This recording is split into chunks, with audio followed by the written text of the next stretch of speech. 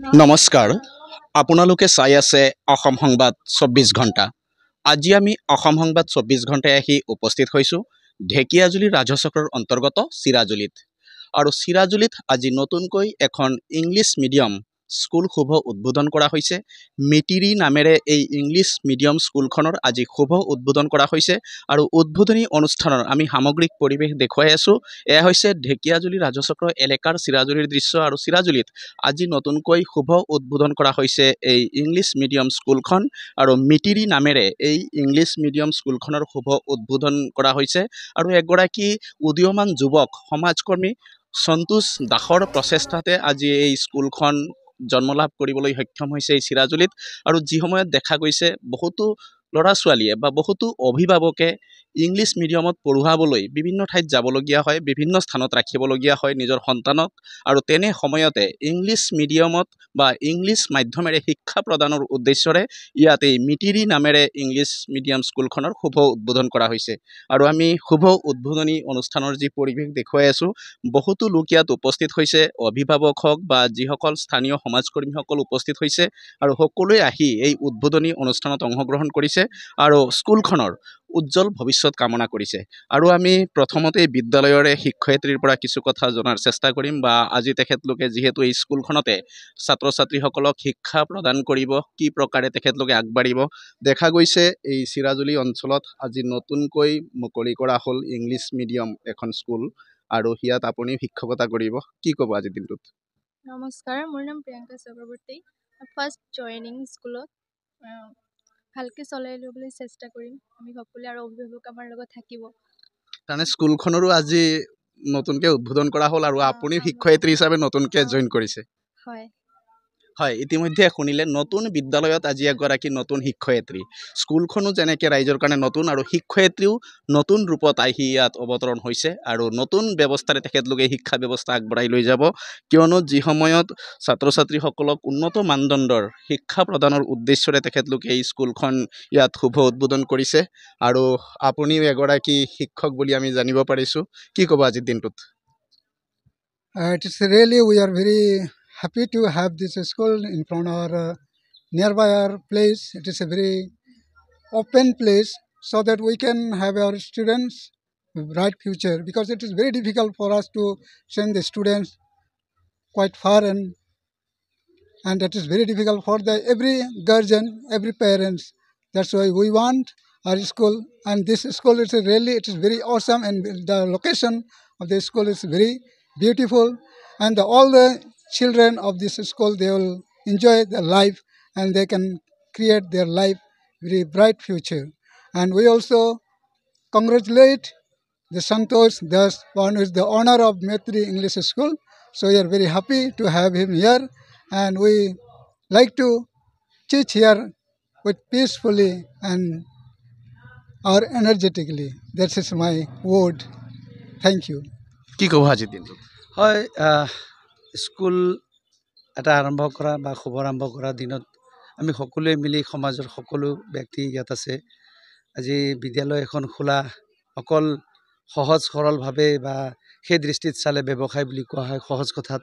কিন্তু সেই নহয় তাত অন্তৰ্নিহিত বহুত কথা লুকাই থাকে দায়িত্ববোধ থাকিব শিক্ষা জড়িত থাকিব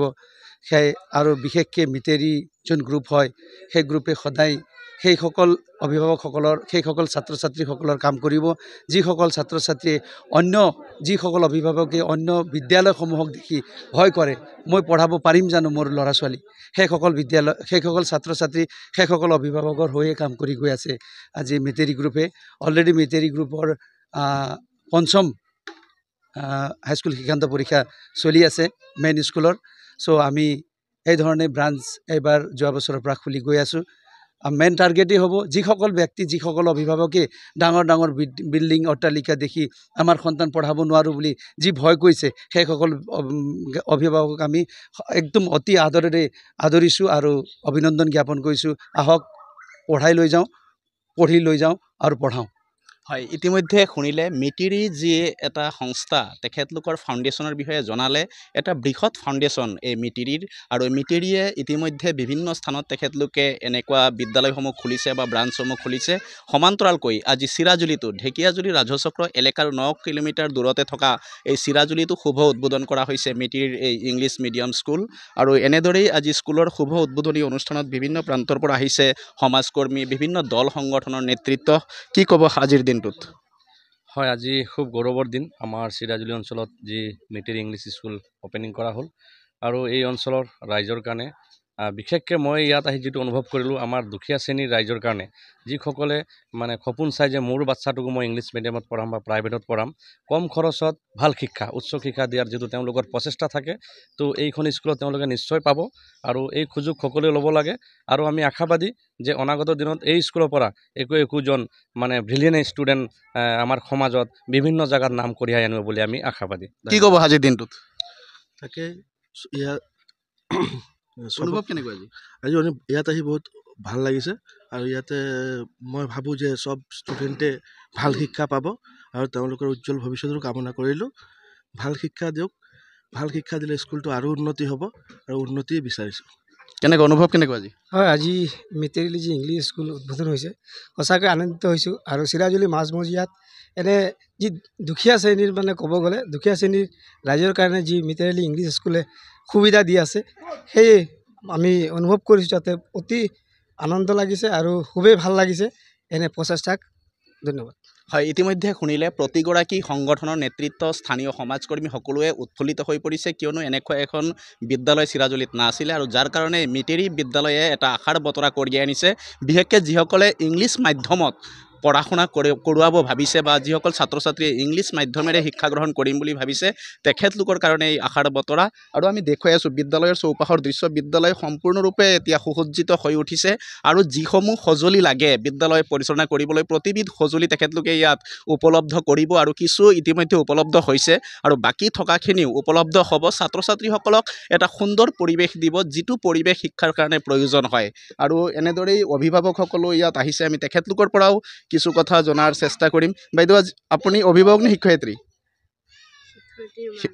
শিক্ষয়িত্ৰীৰ মা হয় কেনেকুৱা অনুভৱ কেনেকুৱা অনুভৱটো বহুতেই ভাল লাগিছে আজি